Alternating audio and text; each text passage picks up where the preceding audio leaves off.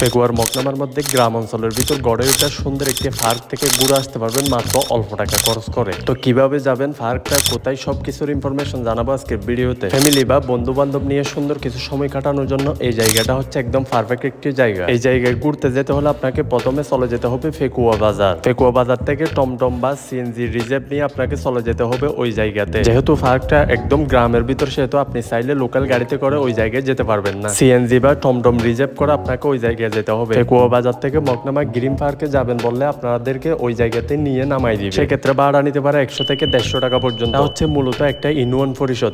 এই ইউনিয়ন পরিষদের এরিয়াটা বিশাল। ওই বিশাল এরিয়াটাকে এখানকার চেয়ারম্যান উদ্যোগ নিয়ে সুন্দর একটা পার্ক হিসাবে গড়ে তুলছে, যাতে করে পরিবার পরিজন নিয়ে মানুষজন এখানে এসে সুন্দর কিছু মুহূর্ত কাটাতে পারে। যেহেতু ফেকুয়ার মধ্যে ঘোরাফেরা করার জন্য ফ্যামিলি বা বন্ধু বান্ধব নিয়ে এরকম কোনো পর্যটক স্পট নাই। এর কারণে আমার মনে হয় এটি একটি খুবই ভালো উদ্যোগ। চাইলে আপনারা বন্ধু বান্ধব বা ফ্যামিলি নিয়ে এসে সুন্দর কিছু মুহূর্ত কাটাতে পারবে। এই পার্কটা কিন্তু অনেক সুন্দর একটি পার্ক। এই এরিয়ার মধ্যে মূলত বিশাল একটি লেক আছে। মূলত ওই লেকের চারপাশের জায়গাগুলোতে নানা প্রজাতির ফুল দ্বারা সাজিয়ে এই পার্কটি গড়ে তুলেছে। এখানে আসলে আপনারা দেখতে পারবেন চেনা অচেনা অনেক প্রজাতির ফুল। তবে এখানে এসে যা দেখতে পেলাম, এখানে ফুলের চারাগুলো একদম হাতের নাগালে হওয়ায় এখানে ফ্যামিলির সাথে ঘুরতে আসা ছোট ছোট পিচ্চিরা কিন্তু এই ফুলগুলা নষ্ট করে ফেলতেছে। মানে এই পার্কে যিনি পাহারাদার আছে ওনার একদম দৌড়ানির উপর থাকতে হয়। তাই আপনারা যারা এখানে ফ্যামিলি নিয়ে ঘুরতে আসবেন তারা অবশ্যই এই পার্কের সৌন্দর্যটি রক্ষা করবেন। মানে আপনার ফ্যামিলির সাথে থাকা বাচ্চা কাচ্চাদেরকে একটু সাবধানে রাখবেন, যাতে তারা এই ফুলগুলা নষ্ট না করে। তো যাই হোক, আপনি যদি মকনামার আশেপাশে থাকেন তাইলে কিন্তু এখানে এসে সুন্দর কিছু মুহূর্ত কাটাতে পারেন।